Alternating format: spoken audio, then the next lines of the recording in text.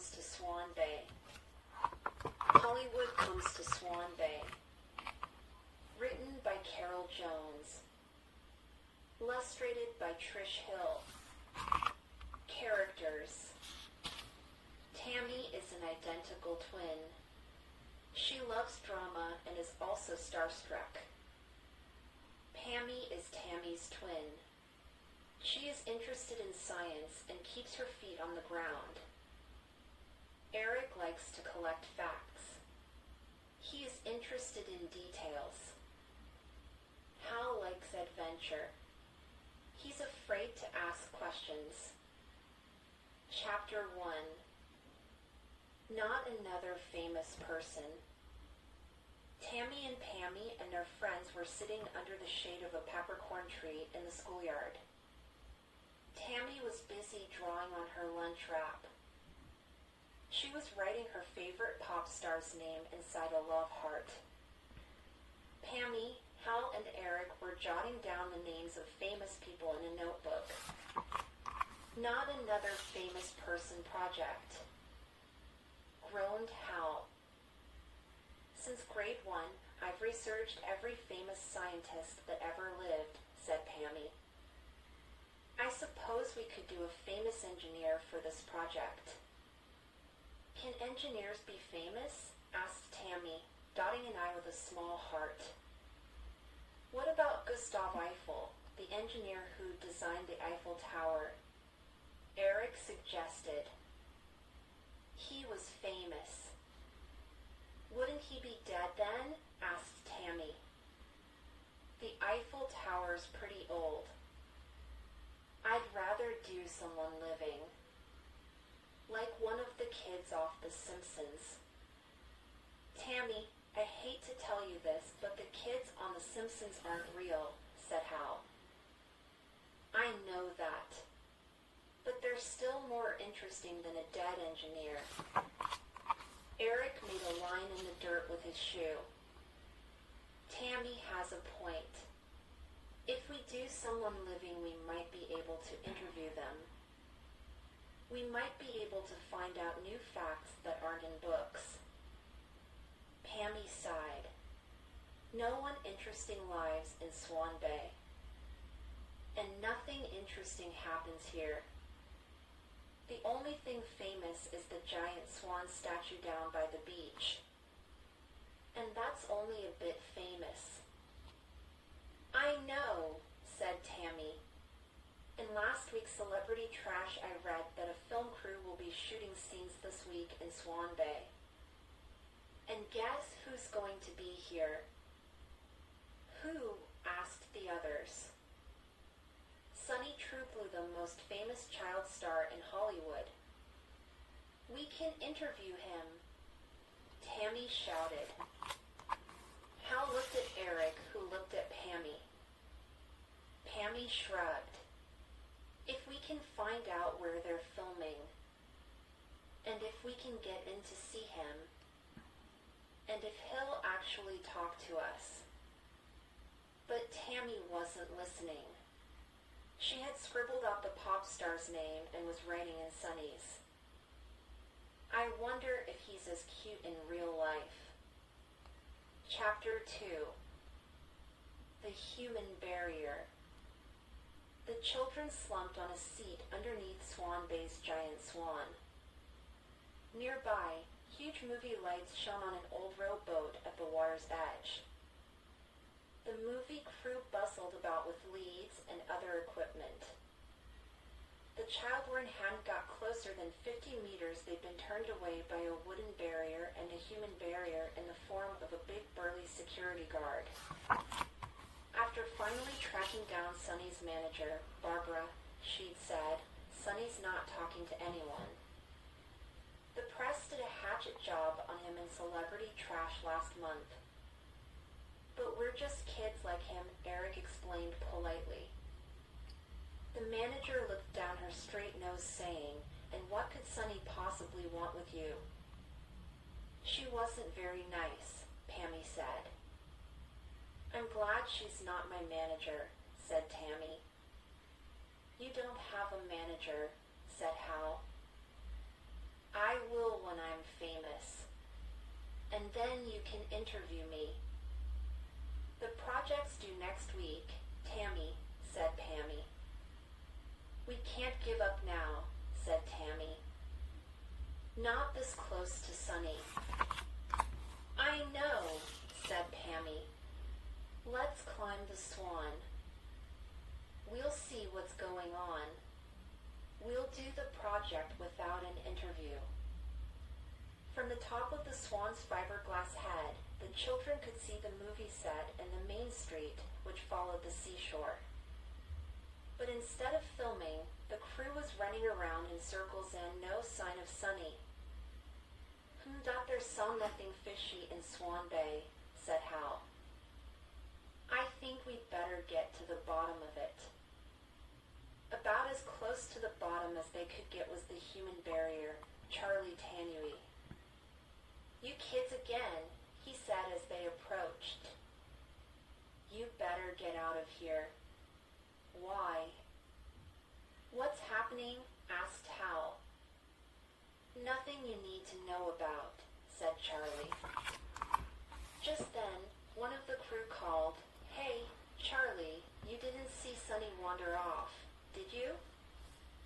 No, Mick, said Charlie.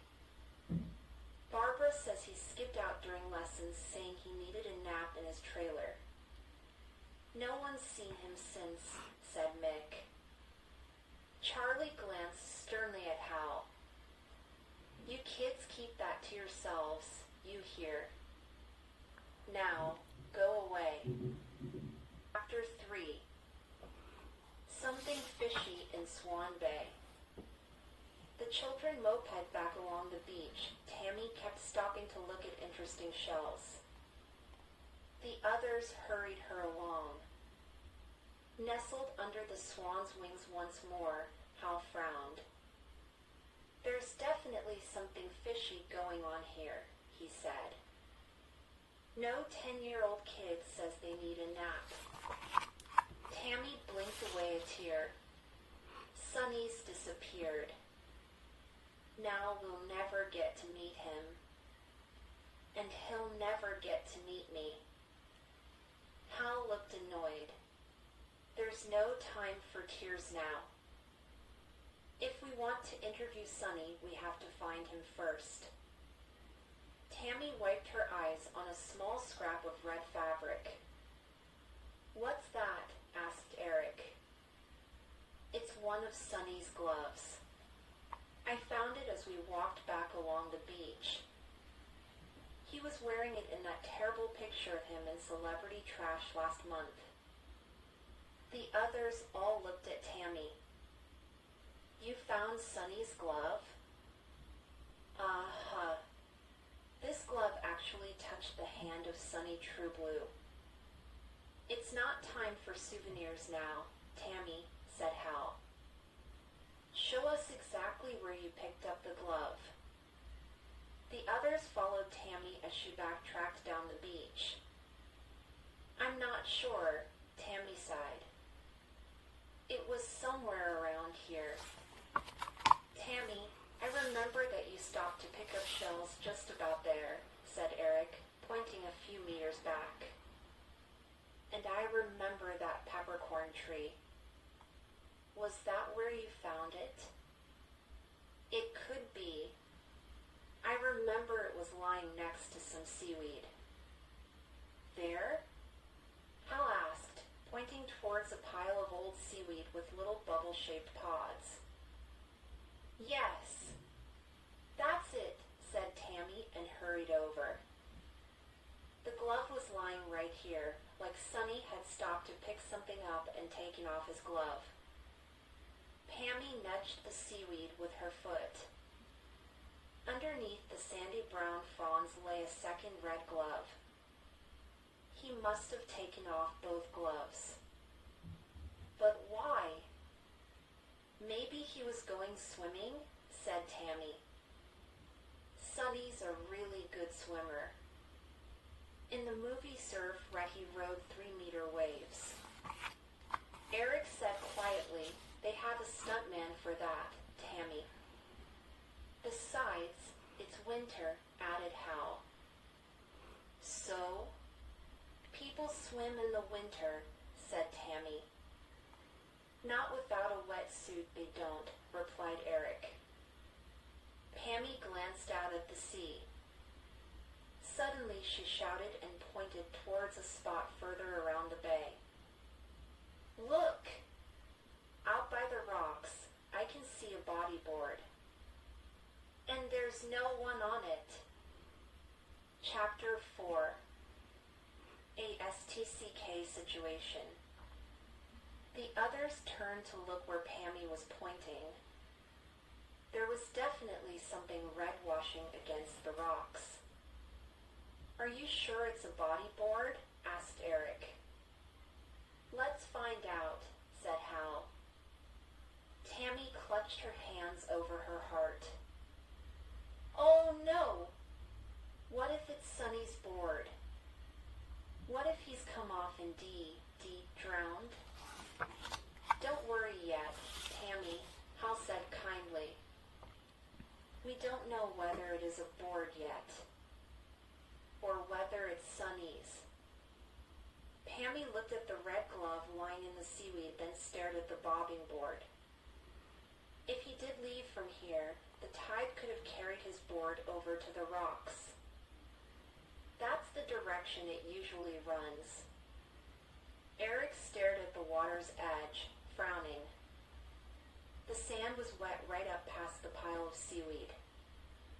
The tide is going out. Sonny could have left the board lying on the beach and the tide could have taken it out.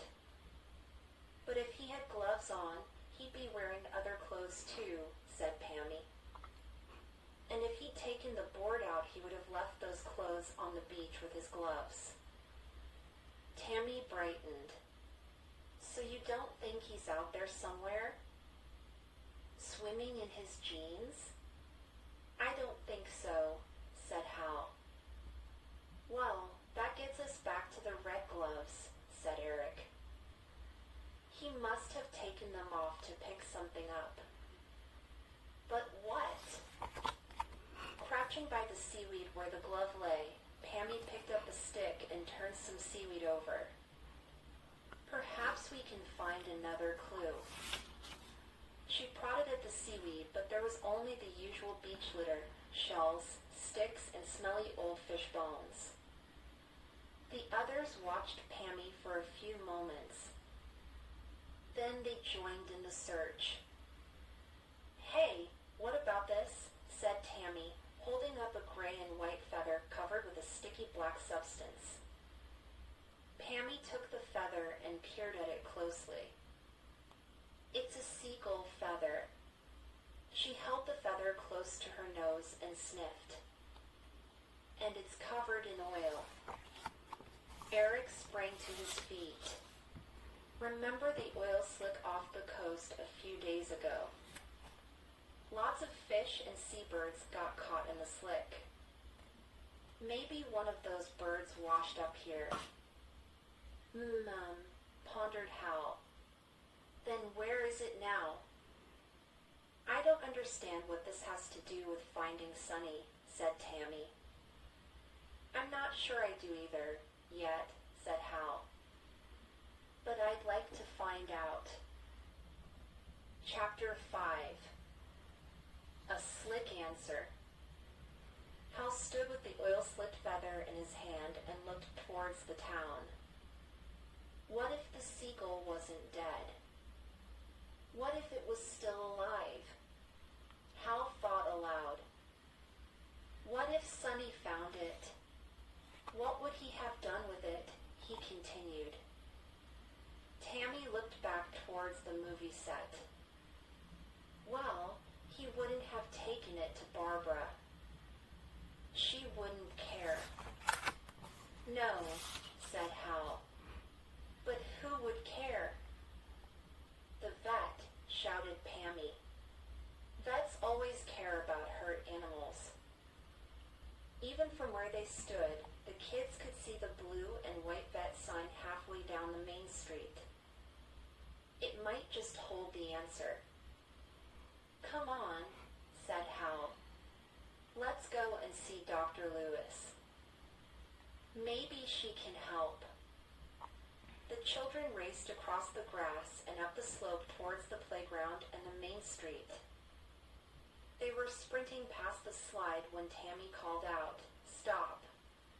Hal skidded to a halt, followed more slowly by the others. Tammy had stopped at the bottom of the slide and was staring open-mouthed at the top. The others looked at Tammy and then up to where she was gazing. Sitting at the top of the slide dangling his legs was Sunny True Blue, screamed Pammy. You're Sunny True Blue.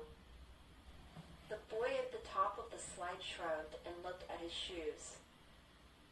I guess. The children noticed that the front of Sunny's jeans was streaked with black. It looked like oil. Chapter 6. Making Movies. We've been looking for you, said Pammy. Everyone's been looking for you, said Tammy. Oh, have they? Then finally Eric spoke. Is the bird okay? For a moment the four friends stared at Sunny, not quite believing that it was really him. Sunny looked puzzled. Yes, the vet thinks she can clean it up. But how did you know about that? We went to ask your manager for an interview and you disappeared.